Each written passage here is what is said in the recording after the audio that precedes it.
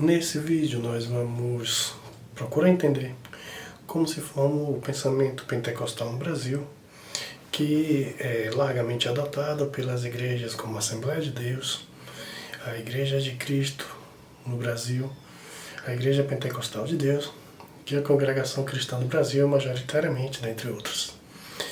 Nessa playlist, nós temos procurado compreender essa história do protestantismo brasileiro, como a igreja protestante se desenvolveu, e nesse vídeo, basicamente, nós vamos entender como esse movimento, que é importante para o protestantismo, como ele foi formado na Europa e como ele chega no Brasil. É importante que a gente defenda, até para que a gente defenda os nossos pontos, os nossos princípios, que a gente saiba quais foram as origens, como surgiram e o que pensam. Então, assistam o vídeo até o final. Se gostar, dê um joinha, compartilhe, assine o canal. E vamos ao vídeo agora com o professor Damasceno.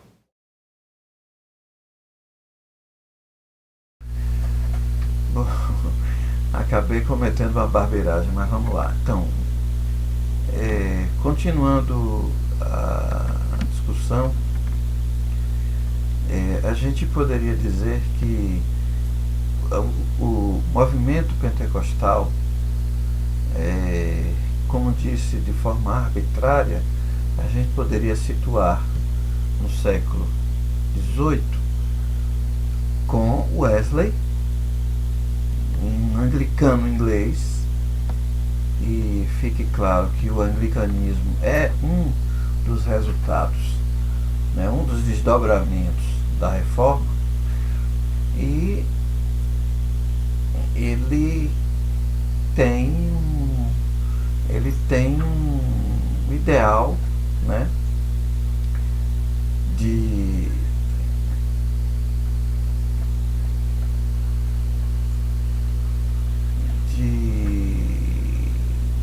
levantar os seus membros, dar-lhes entusiasmo pela obra, e se aplica, com bastante afinco, segundo os relatos, a oração, a busca de santidade, a busca de obter de Deus uma mensagem que não só atinja o intelecto dos seus ouvintes, mas que, sobretudo, atinja-lhes o coração.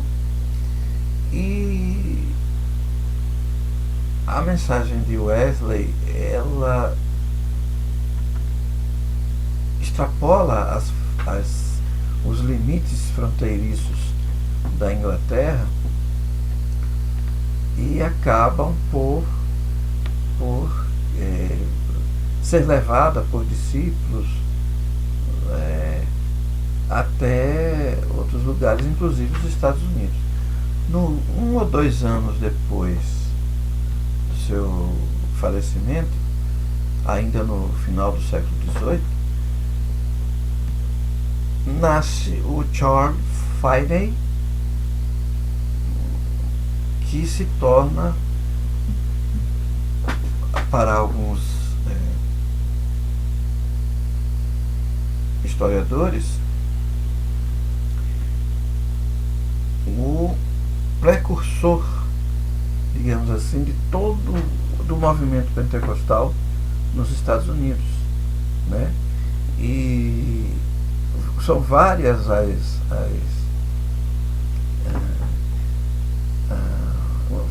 as ações, que ele toma no sentido de levar à frente a ideia de um avivamento.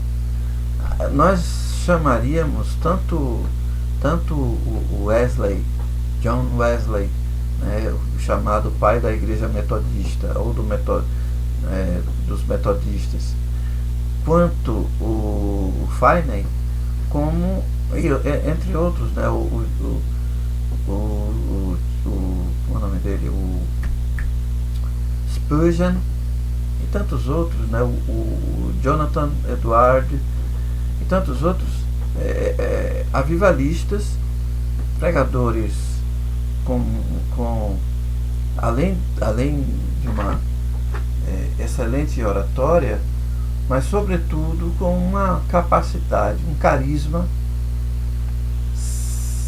significativo e, claro, conforme os relatos e as narrativas inerentes à história do pentecostalismo, com a unção especial, né, do Espírito Santo, que levantaria multidões, não só no sentido de reconhecer-se pecadores, mas sobretudo necessitados de uma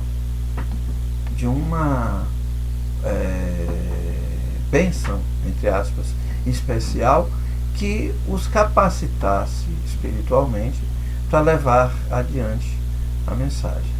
Então, grande parte sobretudo dos últimos 40 anos do século XIX, é marcada por esta busca, né, de diversos grupos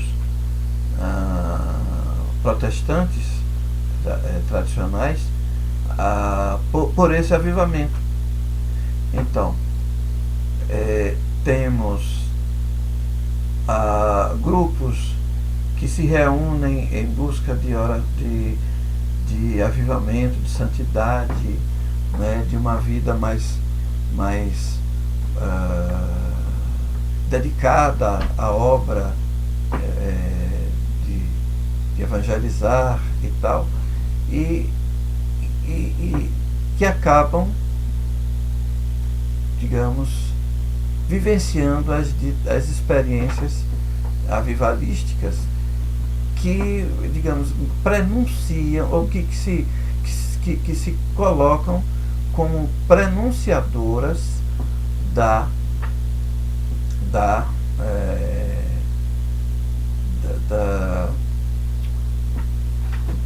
do pentecostalismo, como nós conhecemos, né? Então, todo o final do século XIX e os primeiros 10 anos, vamos dizer assim, do século XX, são marcados por diversos movimentos, né, que resultaram em igrejas como as que nós conhecemos hoje, que as mais antigas, as mais tradicionais do pentecostalismo brasileiro, né? Diga-se de passagem, esta é a razão para que se tenha escolhido esse momento, que é o momento que é relevante para o pentecostalismo brasileiro. No final, ainda nesse período, 40, 50 anos finais do século XIX, uma leva de protestantes históricos, que Moisés vai discorrer, ou já discorreu, né? Ou ainda vai discorrer, porque a história é muito densa, é muito dinâmica, se lança na empreitada de evangelizar o Brasil católico. Tem uma obra monumental da Cátia de Queiroz Matoso, chamada Bahia no século XIX, uma província. Num dos seus... a obra é resultado da sua tese doutoral, e em uma das partes que ela chama de livro, se eu não me engano é o 5º livro, e que ela dedica inteiramente à igreja na Bahia do final do século XIX. E os embates entre católicos e protestantes já aparecem ali muito claros, muito bem delineados, né? Então, o que significa que aqueles elementos protestantes não são bem recebidos, evidentemente, porque prevalece a máxima católica de que todo e qualquer esforço precisava se fazer para evitar que o germe do protestantismo, entre aspas, contaminasse a população brasileira, né? Então, é movida por esta máxima que a Igreja e o seu clero se empenham em impedir, inclusive física e legalmente, né, ou para não soar mal, legal e fisicamente, a presença e, sobretudo, a atuação evangelística dos chamados protestantes históricos, né? E não obstante isto, essa movimentação, há também uma movimentação, sobretudo dos Estados Unidos, e aí o que é interessante é que a Europa, àquela altura, já não tem mais aquele ardor evangelístico, nem entre os tradicionais e muito menos entre os pentecostais, até porque os pentecostais na Europa ainda não estão formados, vamos dizer assim, né? E todo o trabalho de proselitismo, entre aspas, né, feito tanto pelos protestantes históricos quanto pelos pentecostais, que nós também chamaremos de históricos, tem um ponto de partida dos Estados Unidos. Um outro problema que a gente tem, antes de entrar precisamente na história do pentecostalismo no Brasil, é o pouco apreço que os protestantes tiveram pela história. Temos enormes pesquisadores que precisam fazer um trabalho, digamos, acadêmico, têm enormes dificuldades para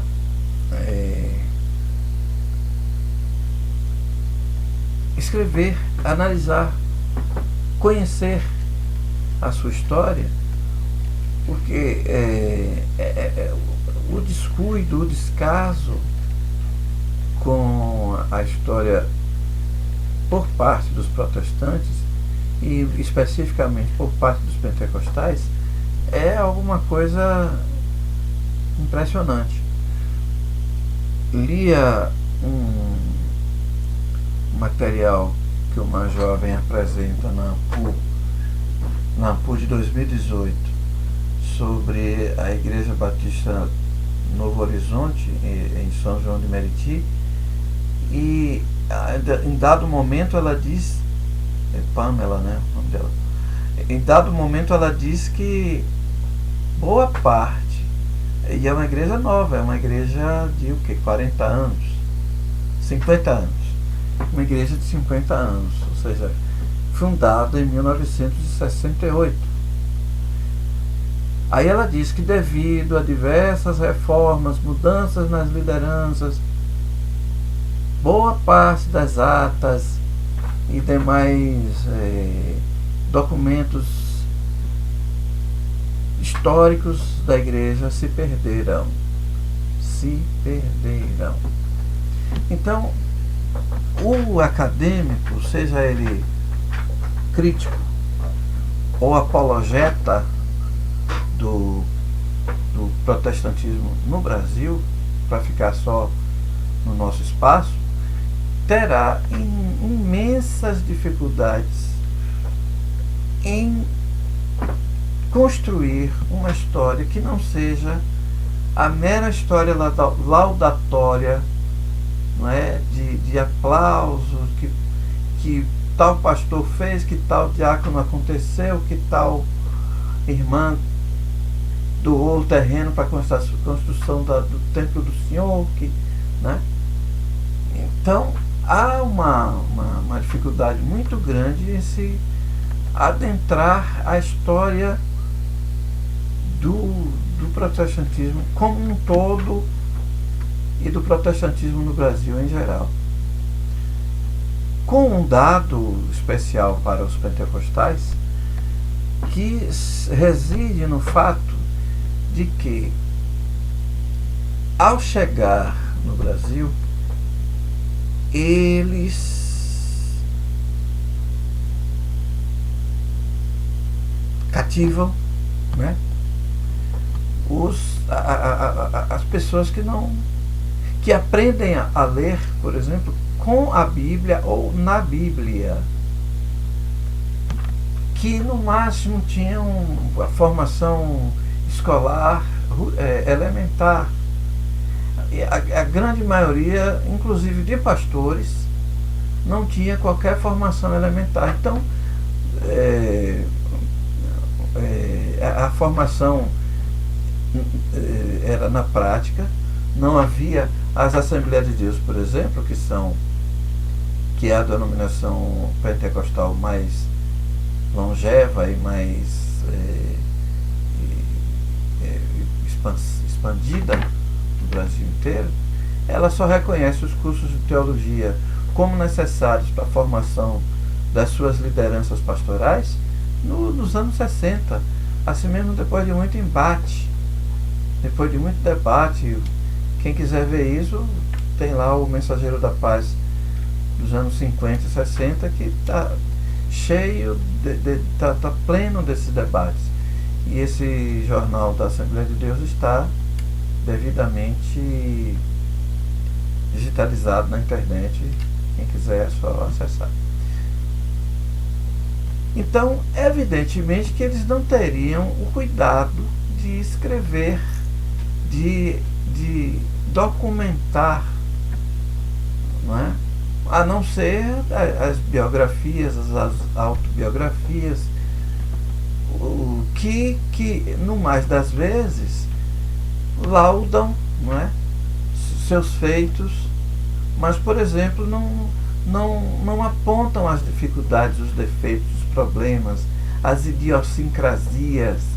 Eles serão sempre santos, sempre usados por Deus, sempre usados na plenitude do Espírito Santo, não é? Mas não aparecem suas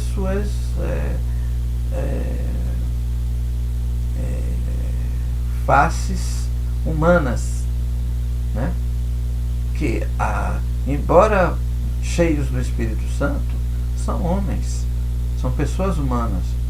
Paulo, por exemplo, chama a atenção de Pedro publicamente, que na percepção de Paulo, Pedro não se comportou adequadamente num determinado episódio que ele narra em Gálatas, que Paulo narra em Gálatas. Então, quer dizer, Pedro era uma pessoa humana, embora apóstolo, embora cheio do Espírito Santo, embora usado plenamente nos dons, mas era uma pessoa humana.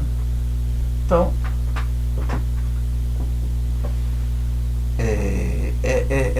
essa dificuldade hoje está minorada, porque inclusive tem muito material sobre a Assembleia de Deus na internet, que evidentemente que o que a gente vai fazer aqui vai ser síntese, né? vai ser como é que chama? Digamos, serão sinopses da história da Assembleia de Deus, do pentecostalismo e tal. Mas que para talvez nos últimos 50 anos, 60 anos, já se tem uma massa documental bastante vigorosa, né, com a qual se pode trabalhar na análise crítica da história, das diversas facetas do pentecostalismo brasileiro. Mas os seus primórdios, os seus primeiros 10, 20, 30 anos, de alguma forma está oculto, está perdido em termos de construção de uma história, né? Uma vez que se escreveu alguma coisa,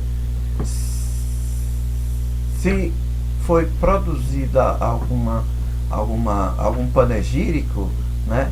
Isso se perdeu com o tempo, com a umidade, com o descuido, que não foi feito para isso. Não sei hoje, mas há 40 anos atrás, 45, 50 anos atrás, havia uma profusão de panfletinhos, de folhetos, se vendia nas livrarias, né? E aqueles folhetos, de algum modo, eles exprimem o modo de pensar dos seus elaboradores, né? O modo, claro, ali estava a teologia, a mesma coisa dos hinos, né, que vocês modernos chamam de louvor. O que vocês chamam de louvor eu me recuso a chamar até de hino, mas enfim. Né? Mas os hinos, por exemplo, eles têm uma teologia. Então, muitas vezes, se pode estudar uma igreja pentecostal ou uma igreja tradicional a partir da sua enódia, né? A partir do seu conjunto de hinos. Inclusive, os grandes reformadores, Lutero, Calvino, construíram hinos. Os avivalistas, idem, criaram hinos que expõem, estes hinos expõem a sua teologia, né? O Charles Finney constrói ou tem uma teologia sistemática compilada, que aí eu não sei, eu vi de en passant, não deu para checar se foi ele que escreveu, né, ou se ele teve seu material compilado por alguém, transformado em uma teologia sistemática, que nos últimos talvez 50 a 60 anos tem sido utilizado na formação dos pastores mais recentes na Assembleia de Deus. Quem publica essa teologia sistemática de 744 páginas do Finney é a casa publicadora das Assembleias de Deus. Isso quer dizer muito. Quer dizer, por exemplo, uma mudança, significa uma mudança considerável no modo de ver a teologia, que nos primeiros talvez 50 anos, 40, 50 anos, eles não tivessem e não tinham essa preocupação, né? Eu conheci vários pastores formados pela vida, pela prática. Mal sabiam ler a Bíblia, mal sabiam ler os hinários, talvez com algum esforço lessem algum outro livro devocional fora da Bíblia, né? Mas em geral eram semi-analfabetos, mas que tinham uma capacidade de persuasão, um poder de persuasão, de convencimento bastante grande. Não é à toa que a Assembleia de Deus cresceu nesses seus quase 110 anos, né? 109 anos. Cresceu abruptamente, né? Cresceu bastante. E aí uma opinião aqui uma opinião do falante, um crescimento que acabou prejudicando a sua doutrina. E olha que eu não estou falando de usos e costumes. Não estou falando de usos e costumes, que é uma outra questão. Estou falando de doutrina mesmo, de percepção do pecado, da justificação pela fé, enfim, de escola e muito da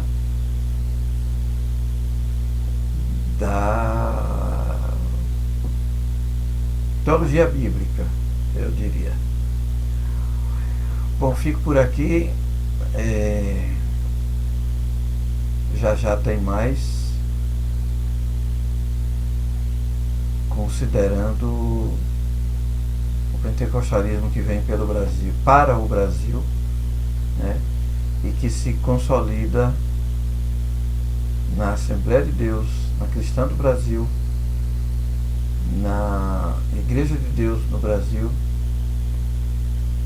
e na Igreja de Cristo Pentecostal no Brasil.